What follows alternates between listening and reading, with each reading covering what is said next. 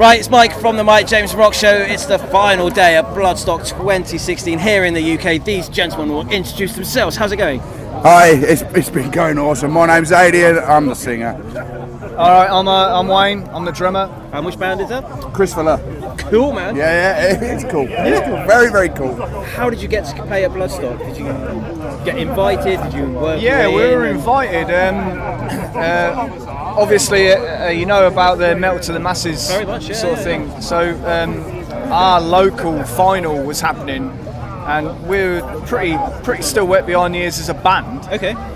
But we were asked if we would play as a guest, you know, after the competition bands had finished. Yeah, whilst they're doing all the votes. Yeah. So while the votes were being calculated and that sort of thing. So we were asked by the promoter to play that. So we said yeah. Yeah. And obviously Simon was there, Simon Hall, and he loved us, and he said straight away, I want you guys to play. So Thanks, Simon. So no one actually won the competition. You just picked No, it from yeah, everyone. yeah. We just went straight in and scooped it. So yeah, we were really lucky. Cool, man. What have you been doing since that got announced and playing here? Have you done gigs? Have you been warming up? I think the biggest thing we've done is we did a tour of the Balkans with Decapitated and Hate. Nice. And we met a lot of very, very cool Balkan Europeans who are absolutely crumbs. Wow. Yeah, I mean the metal scene here is cool, Yeah. but over there it's amazing else, too. yeah. And they all speak perfectly good English and they're fantastic. And if you see this in the Balkans, you fucking rock. Cool, man. But going out with Decapitated as well. That's got, Yeah, you're going to learn so much from those guys. 'Cause they've been and around for years. Yeah, they were. Yeah, and it was quite a good sort of grounding, kind of experience as well. Okay. It was very much a community on the road. Yeah. And there was no sort of us and them or anything like that. And it was a really good experience. I bet you got some covered a good lot of stories lines. out of them as well. Yeah. We're proper fanboys as well with Decapitated. That helps We, as well, you know, we've to be fair, we've loved the last two albums. It's kind of coalesced into something amazing for Decapitated. Yeah. And to be fair, they took us on board and they absolutely treated us like, you know, equals. Yeah, like everyone's working. Brothers on the road. I think that- Everyone's working, everyone's doing a job. You know, there was no ego, there's nothing like It that. is a job at the end of the day. Yeah, You've got to yeah, get yeah. on with your work buddies, I haven't you? think in general with metal, there's no real separation between people. So the bigger bands are awesome, the smaller bands are awesome, the fans are awesome, and everybody's just the fucking same. If you distill it down, all of the people here in Bloodstock and most of the metalheads across the all exactly the same. It's We one all big grew up love-filled family.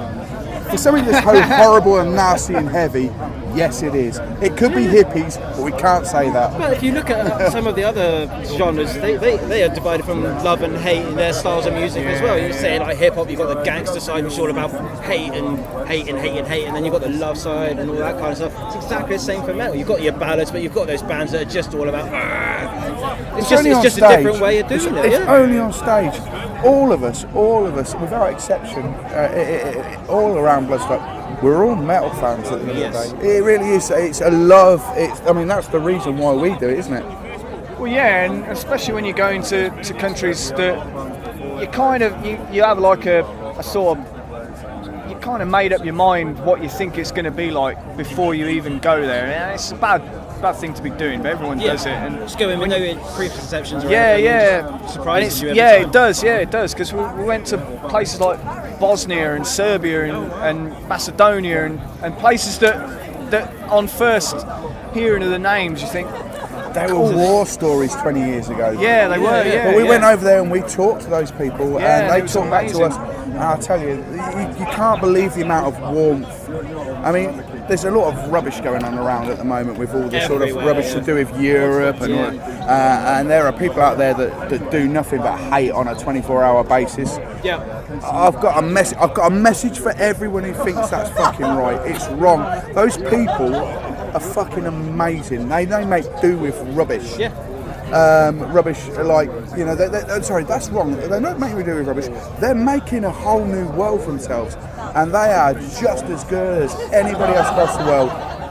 We love the Balkans. It's a fact. Did you get to check out any of the bands from over there then? Did you have local openers or anything? No, like we didn't really have any local openers. It was a 5-band bill, so it was a pretty self-contained tour. Yeah. But Yeah. I mean, we didn't need to see opening bands really to get that. I mean, the whole mindset of fans over in what you would think were almost third world countries as well, and they're just so. They're not actually.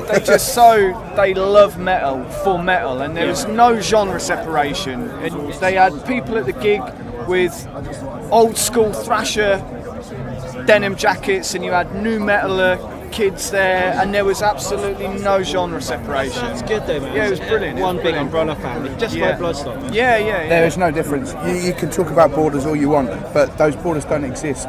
What you get is metalheads first and foremost. Yes. Yeah. And I don't know about everybody else, but I assume, I'm pretty certain that people across the world are very similar anyway. I know in metal, I absolutely know in metal, if you made that decision to be that sort of person and to be that, and you made that decision to take that alternative route, then you know it's a brother and a sisterhood as well. You know, and that is what you get here as well. It is that way, and it's not. It sounds cliched, but in actual fact, it's right. Yeah, absolutely. Stating the fact, telling the truth. Yes. What's next for you guys then? What's the rest of the year got in store? So, this guy is finishing his part of our second record. Nice. The rest of it's all in the can. It's all finished. So he's doing his bit, and it's sounding pretty disgusting. So it's ugly. Now Bloodstock was the highlight for us for this year. So everything was gearing up towards that.